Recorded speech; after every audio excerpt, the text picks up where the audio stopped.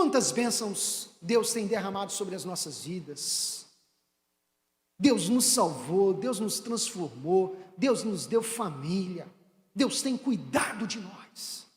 A gente olha para a nossa história, de onde eu vim, irmãos, eu só tenho que agradecer a Deus. De onde eu vim, aonde eu estou, o que Deus tem feito na minha vida. Quando eu olho para a minha história, eu digo: Deus é bom, Deus é bom, Deus é bom em todo o tempo. Às vezes a gente passa por lutas, mas a gente precisa confiar no Senhor, que Ele é bom. O fato de estar enfrentando um problema, de estar atravessando uma doença, de estar passando por um momento difícil, não significa que Deus não seja bom por causa desta dificuldade. Deus é bom em todo o tempo. A gente tem dificuldade de conjugar a bondade de Deus com a dor. A gente tem dificuldade de conjugar a bondade de Deus com o sofrimento.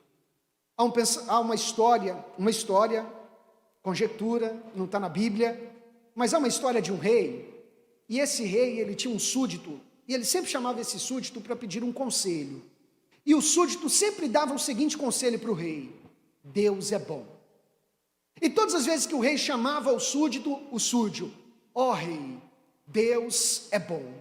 Um dia, o rei saiu para caçar, e ele era muito próximo, muito amigo desse súdito. Todas as vezes que ele ia caçar, ele chamava o súdito o acompanhava, e nesse dia uma onça atacou o rei, e acabou mordendo a sua mão, e arrancou um dos seus dedos. Com a mão toda ensanguentada, ferida, levaram o rei para o palácio, cuidaram do rei, e ele, no meio daquele sofrimento, ele chamou o súdito para pedir uma palavra de conforto, e o súdito olhou para ele e disse: Deus é bom.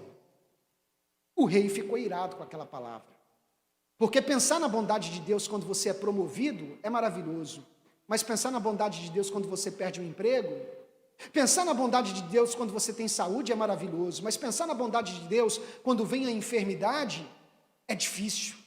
A gente tem dificuldade de conjugar a bondade de Deus com a dor e com o sofrimento humano. O rei ficou tão indignado que ele mandou que prendessem aquele conselheiro lá no cárcere interior, para que ele sofresse e aprendesse a dar conselhos corretos. E aquele conselheiro foi para a prisão e ficou esquecido lá, durante anos, 15 anos. O dedo cicatrizou, o rei esqueceu do conselheiro.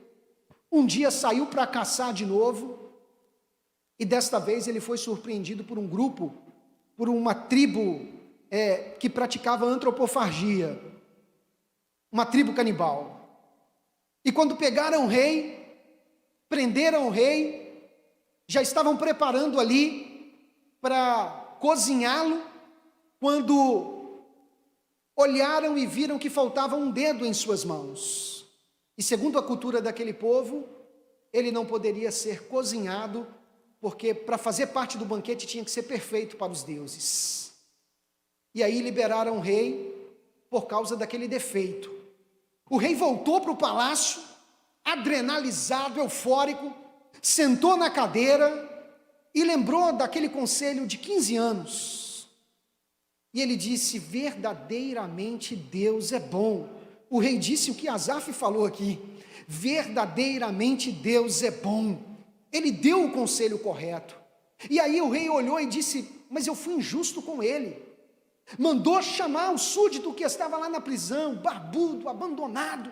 Ele chegou todo fraco, barbudo, sem nenhum tipo de cuidado e higiene, chegou até o rei. E o rei disse: eu quero te pedir desculpa, eu quero te pedir perdão, porque você deu o conselho correto, mas eu não tive a sabedoria para entender. Mas depois de 15 anos, hoje eu entendo que o que você disse é verdade, porque Deus permitiu que eu perdesse um dedo para que a minha vida fosse poupada daqui 15 anos depois. Então hoje eu entendo que de fato Deus foi bom para mim, mesmo quando aquela onça me atacou, mesmo quando eu perdi o dedo, mas naquela época, por causa da dor e do sofrimento, eu não conseguia entender.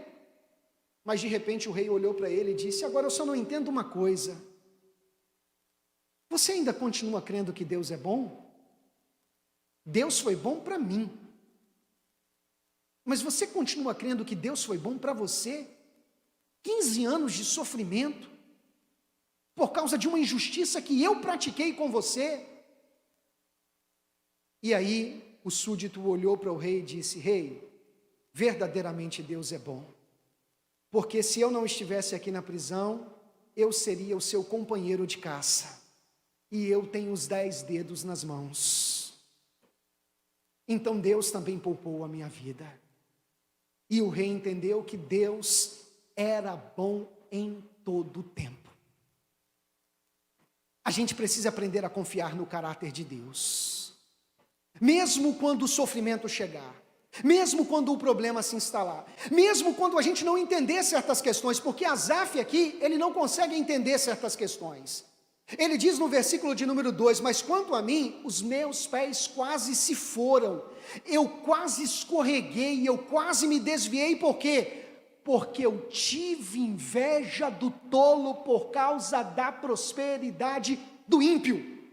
Asaf olhou e disse: espera aí, a pessoa que não teme a Deus tem uma vida próspera, uma vida tranquila, e eu que acredito nele, estou passando por situações difíceis.